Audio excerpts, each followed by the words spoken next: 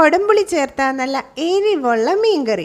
അപ്പോൾ ഇന്നത്തെ നമുക്ക് മീനായിട്ട് കിട്ടിയിട്ടുള്ളത് കട്ട്ലയാണ്.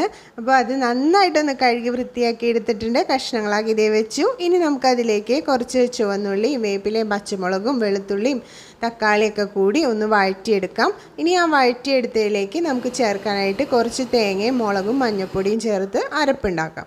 അപ്പോൾ നമ്മുടെ വഴറ്റിയതിലേക്ക് നമ്മളത് അരപ്പും കൂടി ഒന്ന് ചേർത്തു. ഇനി ഒന്ന് തിളക്കാൻ നമുക്കൊന്ന് വെയിറ്റ് ചെയ്യാം. അപ്പോൾ ചെറുതായിട്ട് ഇതൊന്ന് തള വന്നു കഴിയുമ്പോൾ കുറച്ചുകൂടി വെള്ളം നമുക്ക് ചേർത്ത് ഒന്നും കൂടി ഒന്ന് നമുക്ക് തിളപ്പിച്ചെടുക്കാം. അപ്പോൾ നമുക്ക് അതിലേക്ക് ഇനി കൊടപ്പുളിയും അതുപോലെ ഉപ്പും കൂടി ഒന്ന് ഇട്ട് കൊടുക്കണം. ഇനി അതൊന്ന് തിളച്ച് വരുമ്പോൾ നമുക്ക് നമ്മുടെ മീൻ കഷ്ണങ്ങൾ ഓരോന്നായിട്ട് പെറുക്കി അതിലേക്ക് ഇട്ട് കൊടുക്കാം. അപ്പോൾ ഇനി നമുക്ക് ചെറു തീയിലാണ് ഇത് വേവിച്ചെടുക്കേണ്ടത്. അപ്പോൾ ചെറു തീയിൽ വെന്ത് വറ്റി വന്നിട്ടുണ്ട്.